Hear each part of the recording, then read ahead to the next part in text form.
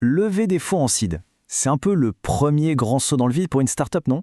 C'est le moment clé où une simple idée peut, avoir les moyens de vraiment décoller. Mais concrètement, comment on s'y prend? C'est exactement ce qu'on va décortiquer ensemble, étape par étape, pour que cette ambition devienne une réalité. Ah, la fameuse question à 500 000 euros. Et là, c'est pas une image, c'est littéral. C'est vraiment le point de départ pour énormément de fondateurs. On se retrouve face à une sorte de montagne et la première pensée, c'est OK, par où est-ce que je commence? Comment on structure tout ça pour se donner un maximum de chance? Eh bien, tout tient en un seul mot, la préparation. Alors, voilà notre plan de match. On va passer par 4 grandes étapes.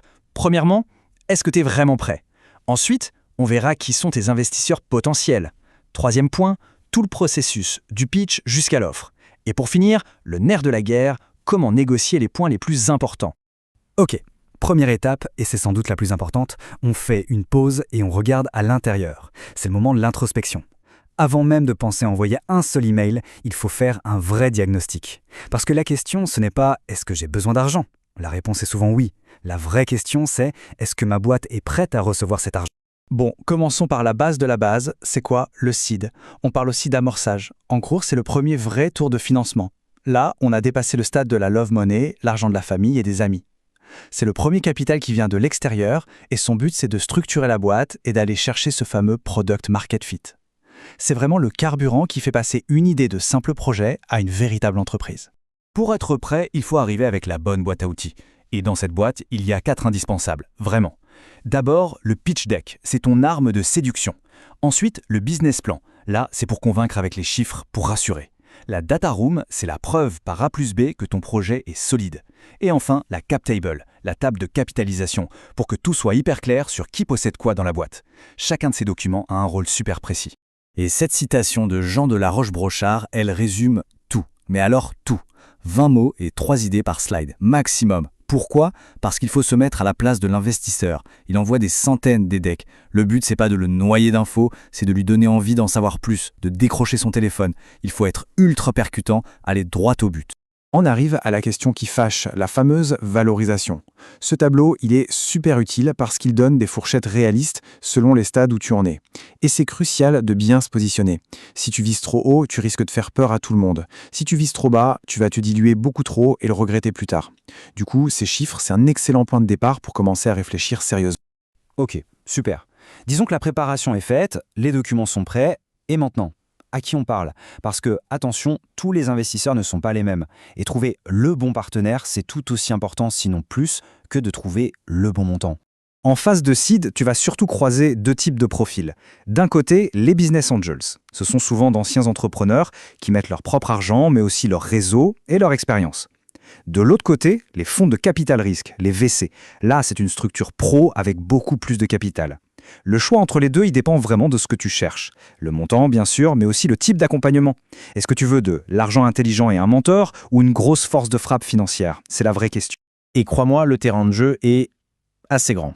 Plus de 400 fonds d'investissement rien qu'en France. D'un côté, c'est une super nouvelle, ça veut dire que l'argent est disponible, mais de l'autre, ça veut dire qu'il y a du monde au portillon. La compétition est rude. Le vrai enjeu, ce n'est donc pas seulement de trouver un chèque, c'est de trouver le bon fonds, celui dont la thèse d'investissement colle parfaitement à ton projet. Et ça, il ne faut jamais l'oublier. L'équipe est la clé. Pourquoi on dit ça tout le temps? Parce qu'à ce stade, au tout début, tes chiffres sont souvent ils sont ce qu'ils sont, c'est-à-dire pas grand-chose. Donc sur quoi un investisseur va-t-il parier? Sur toi, sur ton équipe, sur votre vision, votre complémentarité, votre capacité à vous relever après un coup dur. C'est l'humain qui prime sur tout le reste. Allez, troisième partie, on passe à l'action. Fini la théorie, maintenant comment on fait concrètement pour passer d'un premier café ou d'un premier email à une véritable offre sur la table? C'est le moment de vérité. Une chose à bien se mettre en tête. Une levée de fonds, c'est un marathon. Oublie le sprint. Regarde cette timeline. La première phase, le roadshow où tu enchaînes les rendez-vous, ça peut prendre entre 3 et 6 mois. C'est hyper intense, c'est des dizaines de pitchs. Après ça seulement viennent les négos et enfin la dernière ligne droite de la due diligence, les vérifications. Bref, il faut s'armer de patience et surtout de beaucoup de résilience. Et puis, à un moment, arrive ce document, le point de bascule de tout le processus. La lettre d'intention qu'on appelle aussi la term sheet. Attention, ce n'est pas encore le contrat final, ce n'est pas engageant juridiquement sur le fond, mais c'est le document qui met noir sur blanc les bases de l'accord. C'est le moment où toutes les discussions un peu floues se transforment enfin en un plan concret. Voilà, cette poignée de main, elle symbolise parfaitement ce moment. Quand tu signes la term sheet, C'est un tournant. Ça veut dire que la phase de recherche est terminée. Maintenant, on passe à la construction du partenariat. C'est un engagement moral super fort qui ouvre officiellement la porte à la finalisation du deal. On arrive à la dernière ligne droite. Et c'est peut-être la partie la plus technique, mais croyez-moi, c'est aussi la plus critique. L'offre est sur la table, la term sheet est là. Maintenant, il faut négocier. Et pour bien négocier, il faut d'abord comprendre exactement ce qu'il y a dans ce document. Le chiffre qui va être au centre de toutes les discussions, c'est celui-là, entre 15 et 25%. C'est quoi? C'est la dilution. C'est la part de ton entreprise que tu vas céder en échange des fonds. En général, en seed, ça tourne autour de ça.